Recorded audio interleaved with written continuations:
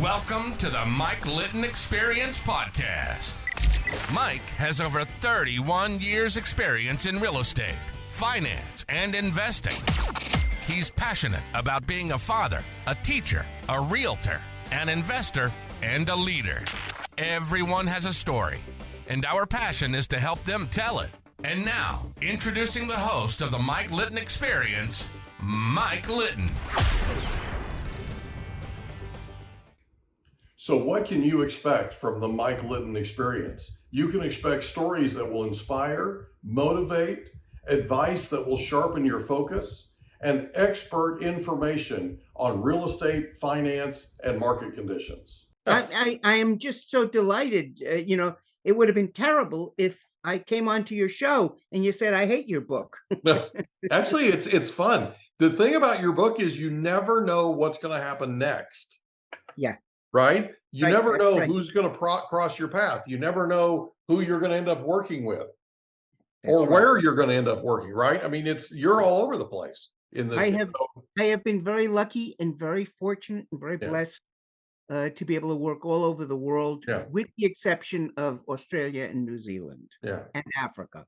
Those three places I haven't really worked. I mean, it's a lot of fun and the book is called Travels with Stephen, right? But read the subtitle is more important. Right. I got you. But the thing about it is, it really is a ride. It really is traveling all around the world and all these different organizations and all these different people that you have that you're blessed to work with in your words, right? So you leave Oberlin, where do you go? From Oberlin, I then auditioned and was accepted at New England Conservatory for a master's program. Right. And while on a master's program, I played as a clarinetist as a substitute with the Boston Symphony. Right. And I love Boston. Boston was a great city and had lots of great experiences there, which, people should read the book to find out about those experiences. No, I agree with that. Yeah, and then I was accepted as a Fulbright scholar to Germany, and I was in Germany for 3 years as a Fulbright scholar. Yes, and there's a letter in the book from Robert F. Kennedy. Yes, that's right. How unbelievable was that when you received it? Yeah, it was. As I say, I've been very lucky and very blessed that it isn't just my talent that has put me where I am, but it's a whole bunch of luck and good fortune and just being lucky enough to have all these nice things happen.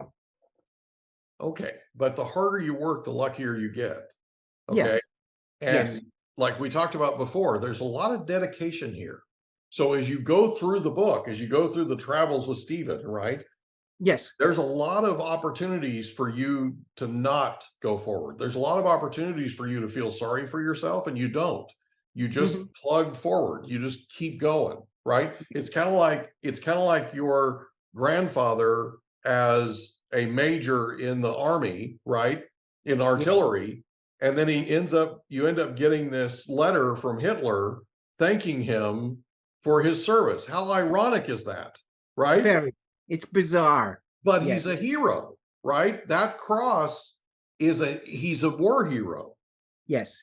Okay. And a leader on top of it. I mean, this is the blood that's coursing through your veins, right? Yeah. And then the other element that has been so helpful to my career was the fact that this young man who sold loudspeakers in Hong Kong started a record company. And it turns out he was German and that he went to the same high school many years later that my dad had gone to. Yeah. So we had a commonality when we could speak to one another. And of course, I am fortunate because of my parents that I am trilingual, quadrilingual. I speak 4 languages easily, and then I have a smattering of 3 other languages. Yeah. So that all played a role. I hated it when I was a kid. My parents sent me to Switzerland to work on languages. I thought in the summer, that's disgusting. I want to stay home and play stoop ball. Right. Right. So But as you look back, it's the as best I thing they look could have back, done. I'm grateful. I am very grateful Yeah. how stupid I was, and that my parents, thank God, didn't listen to me. Yeah. Well, your mother encouraged you. Yes. Your dad didn't necessarily, right? And he didn't listen a lot to you. No. But No. but he was supportive. He did go with you to the Oberlin interview, that kind of thing. I think he had to because you were 16. But Yes. regardless, right? So you leave, so you graduate from the master's program. Where do you go from there? From there, I go to Germany in a Fulbright program. Right. First to Boston for 2 years, Right. and then after that to Germany Right. as what was called a Fulbright scholar. Yeah. And I'm still a member of the Philadelphia chapter of the Fulbright Association. Yeah. Now, a lot of people aren't familiar with what the Fulbright Association is, but to give you a thumbnail sketch of the Fulbright Association, after World War II, Mhm. Europe owed the United States substantial amount of money Mhm. for coming to the rescue of Europe. Well, we saved And Europe. they could, yes, and it was impossible for the United States to expect Europeans to pay off the debt. Yeah. So what Senator Fulbright came up with was, we will send our leading scholars to any country that will accept them. Mhm. And when they do, whatever expenses they have in that country will offset the debt that is owed. Yeah. Which was a wonderful program, and everyone benefited. It's no longer the case now. The Yeah. Fulbright Association continues to exchange scholars, and it's a wonderful organization. So think about this for a second, right? Yeah. And this is something I didn't know. I had heard of the Fulbright Scholars Program, Yes. but I didn't know a lot about it. I learned a lot about it in your book. Okay. Here's Yes. what I feel like was unbelievably intelligent here. Yeah, it was part of the World War II the remaking, if you will, the rebuilding of Europe and that kind of thing. But it was also strategic. And what I mean by that is, if you read Robert Kennedy's letter, okay, Mm-hmm. there is a real honest to goodness outreach program happening here where they want their scholars coming here and our scholars going there. Okay. Yeah. And they want an opportunity for those scholars to get to know each other because they're tomorrow's leaders. Okay. And they're going to be the people that are going to be determining whether we have a World War II or a World War III or are you with me? Yes. I believe that in and of itself is incredibly intelligent, in that you bring these scholars together, let them learn and work together. Okay. So that they get a chance to know each other. Okay. And if Yes. we ever come to a point to where we have a potential conflict with somebody in Europe or somebody in another part of the world, Asia, whatever, right? There's somebody there that you can reach out to that you worked with in the past. That Yes. you have a active relationship with. Does that make sense? Yes, it does. Absolutely. There's a lot to this in terms of building for a peaceful future. And it was something that I feel was absolute. I mean, yes, it was a corrective measure, but it was also a proactive measure, right?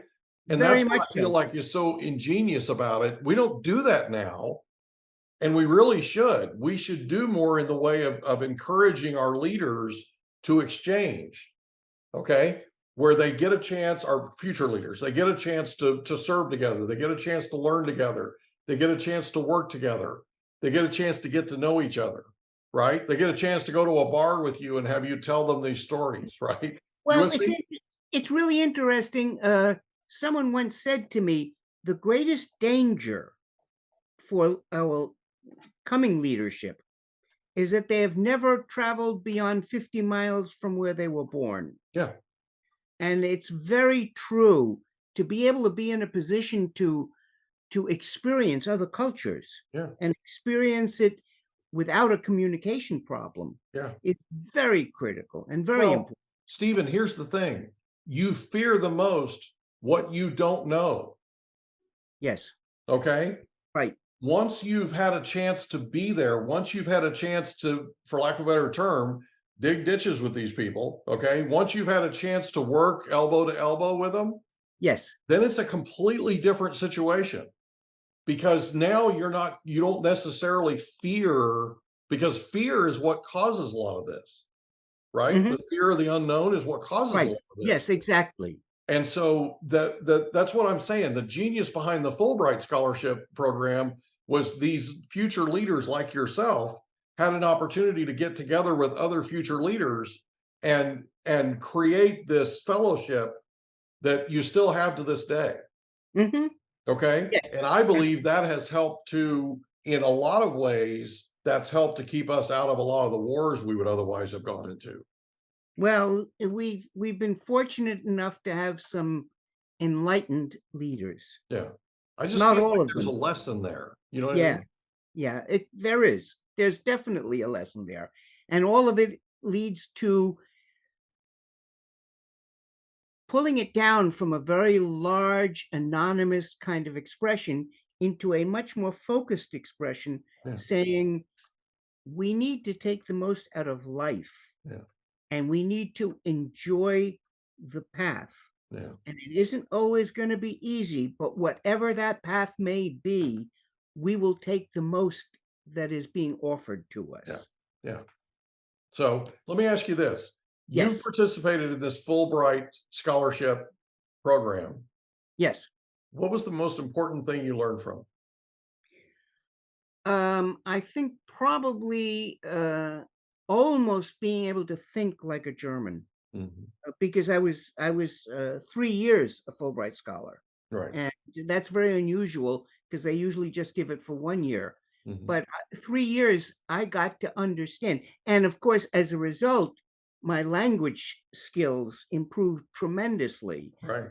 Both when I was working and studying in Cologne.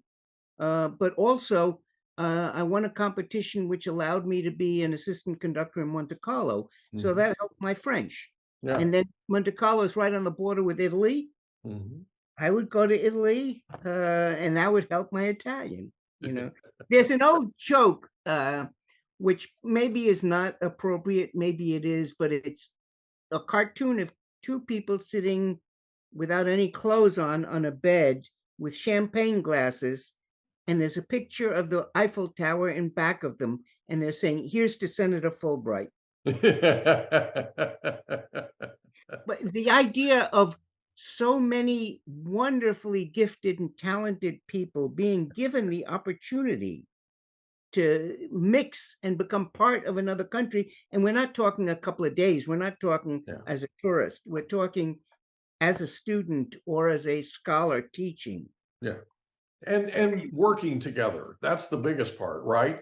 The Right. elbow grease, the effort, all the trials and tribulations, experiencing all those together, because Yes. it gives you an opportunity to know people on a different level, a deeper Absolutely. level. You get to know people a lot differently. Yeah. Yes, That's cool. absolutely. So after Fulbright, where do you go? After Fulbright, I spent a year in Monte Carlo as Yeah. the assistant conductor because I won a competition. Once again, when you bring up mentors, I Mhm. had a wonderful mentor who is one of the truly great conductors in the world, but not well known in the United States, Mhm. Igor Markevich. Yeah. And he invited me to spend time at his home, which was in the French Pyrenees in the mountains.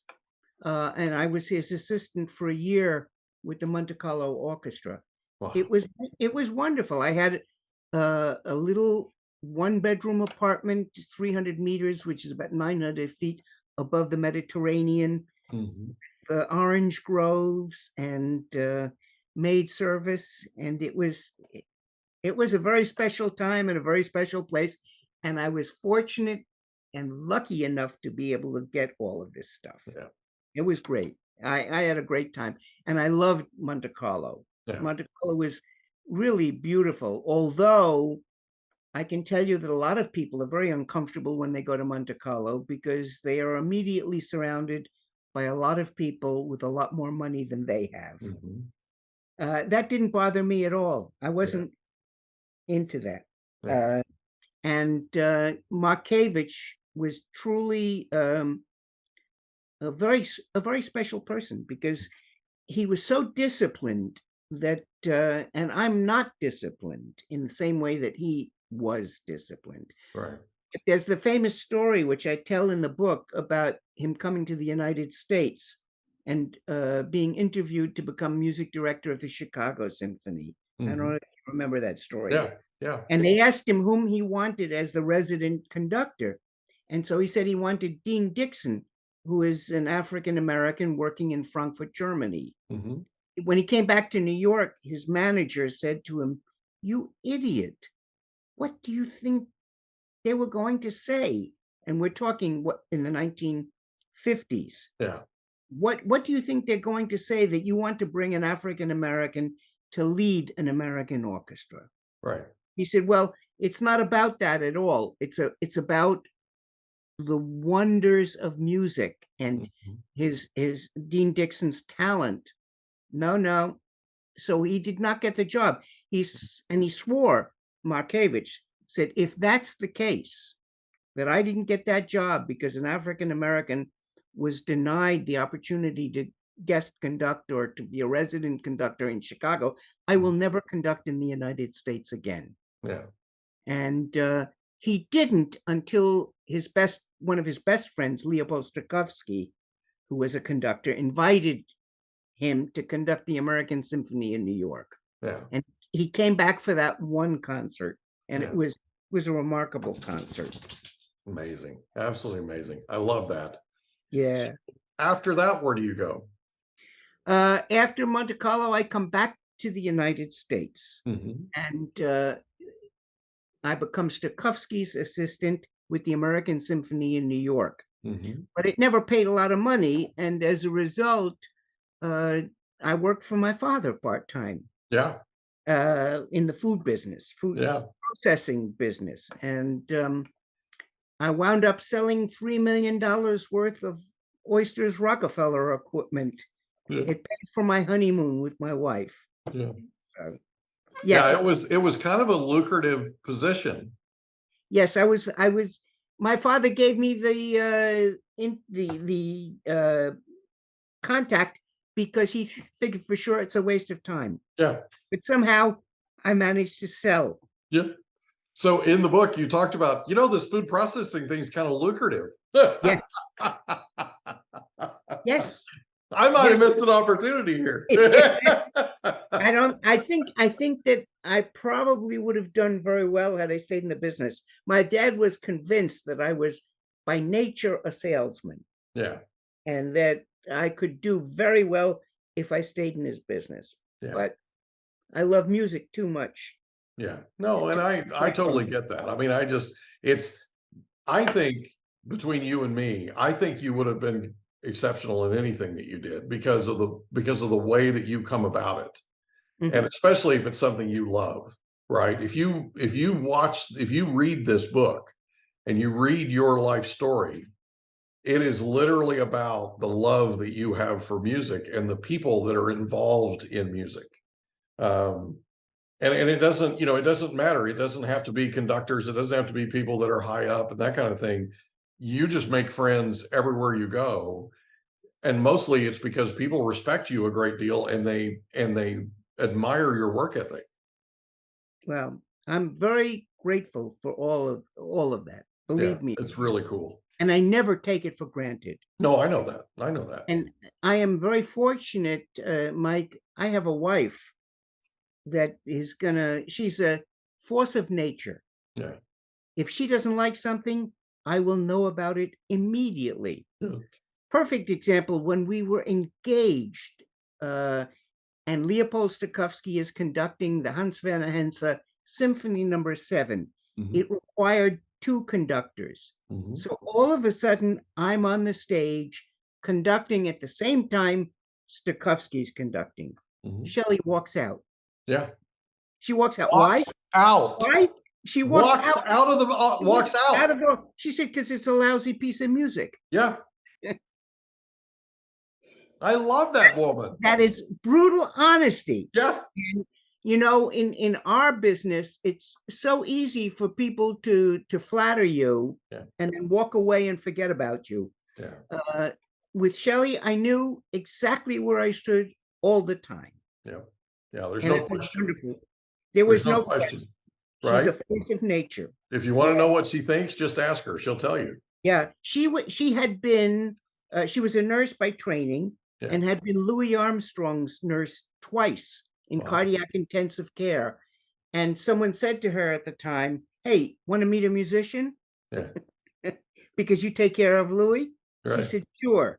So she used to go to Leonard Bernstein's concerts in New York. She loved going to concerts. She loved going to opera. She loved going to theater. This was a very enlightened human being with very, very decided tastes. Yeah. So she liked going to concerts, but she liked going to concerts of the music she liked. Because let's be honest, if she doesn't like the music, she's leaving, right? She's leaving. Absolutely. Absolutely. Hey, the funny story, when Stokowski did this Seventh Symphony with me, it was an hour and a half long. And he got tepid applause when it was over. And so he turned to the audience and he said, "I would now like to do this piece again." And there's this from the audience. And he said, "But it is too long." And then he got profound applause and walked off the stage. Right. Because they were glad it was over. They were glad. Oh, thank God they didn't have to listen to that piece again. That's right. You know, and then of course there's the time that I conducted in Frankfurt for the 350th anniversary of Johann Sebastian Bach, a work called Pearls Before Swine. And that's about, I wouldn't even call them pearls. But it was a pretty lousy piece of music. What a crack. And I had to deal with all kinds of situations. I had to deal with a cipher that blew on the organ when I was conducting it. And I had to deal with a percussionist who had a hip flask in his tails jacket, and he had a straw. And when there was a pause because they had to repair the organ, he sucked the hip flask dry. So when we restarted, so your percussionist is hammered, and he fell over the percussion instruments. And the newspaper said, "Very fast reacting conductor Stephen Gunzenhauser dealt with a variety of problems." Wow. It never stops, man. It doesn't. It doesn't. All kinds of fun things like that. So, it's management, you know. Welcome to the world, right? Yes, exactly. Absolutely. Great.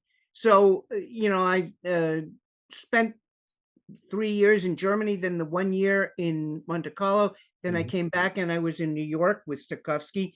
And then I became a professor at Long Island University for a couple of years. And after that, I had the opportunity to become chair of the music department at a place called Packer Institute, which was the first and only complete girls' education in the United States. And I met a lot of students as well as teachers. It was a wonderful time. One of my students, and I think I wrote about it in the book, Roseanne Scotto, did not attend a lot of classes. And so I went to the head of the school. I said, "What do I do about her?" He said, "I wouldn't flunk her." I said, "Why? What do you mean?" "Well, her grandfather was murdered in a barber shop in New York City, Albert Anastasia, the head of Murder Incorporated. And her father was Tony Scotto, who was the Longshoremen's Union in New York. So I wouldn't fail her. So I didn't fail her. But she then has gone on to become a very successful actress and media news commentator for WOR-TV. And she owns an Italian restaurant in New York. I think it's called Fresca's. Wow. But she's been very successful. But she attributes a lot of it to what she got in high school. So I have to say thank you. I did the right job. Isn't that something? That is awesome. I love that. So What are you working on today? Well, at the moment, aside from helping to market the book, I have a music festival, which I started 18 years ago on the northern border of Pennsylvania, the southern border of New York. I have a 65-piece orchestra there. We do 18 concerts in 17 days. Wow. Between July 19 and August 4th. Wow. And we do a variety of concerts, which is consistent with what I feel about music. I don't do just classical music. I also do pops. We also have Dave Stahl, who is the lead trumpet for Liza Minnelli. Dave Stahl and other people come to do jazz sextets. So plus chamber music. So, and putting together a 65-piece orchestra is no easy task. No, it's not. I have about 12 members of the Indianapolis Symphony that come for the 3 weeks. I have members of the National Orchestra. I have members of the Baltimore Symphony. I have San Antonio Symphony. So it's a wide variety of people putting together not only all of the programs, but all of the personnel. Yeah. And then I have to deal with HR. Yeah. It's quite a feat. Yes. So aside from the book, and people already telling me I should write a sequel to the book, they're ready for the next round of stories or anecdotes. But in the meantime, I'm working on the festival, and the festival, I absolutely adore the festival. Yeah. We have a house up there too. It's a beautiful area. It's called the Pennsylvania Grand Canyon. So it's really beautiful. And we have walking, golf, tennis, pickleball, mahjong. I think my wife plays. So, yes. Wow. I love it. So, Stephen? And I have two daughters. I have two daughters that are coasties. They're on the West Coast. Yeah. Amy is in Thousand Oaks. Yeah. And Marissa is in LA itself. Wow. So that's awesome. Yeah. Thank you so much for being our guest on the Mike Litton Experience. This has been a very fast hour that we've lived, and I have loved every second of it. Thank you so much for being our guest on our program. And I think people should go out and buy the book. Now, I'm biased, of course, because you've won me over, but I think people should go out and buy the book and read it. Now, when you're ready for number 2, yes, come on and we'll get that promoted too, okay? That's a deal, but I want to thank you for a wonderful hour. I've enjoyed talking also with you, not just at you, but with you about my career, as well as about your insights into life as we grow older. I appreciate you, buddy. Thank you. It was great to meet you. Nice to meet you too. Thank you. Bye-bye. We hope you enjoyed another episode of the Mike Litton Experience. If you did, do us a favor, smash that subscribe button, tell your friends, family, and coworkers about our program, and wherever you get your podcasts, please leave us a rating. It helps us to connect with quality people just like you. And that's a wrap. Another episode of the Mike Litton Experience in the books. Reach out to Mike on Instagram at Litton Realty. Want to meet with Mike? Check out calendly.com/Rio760.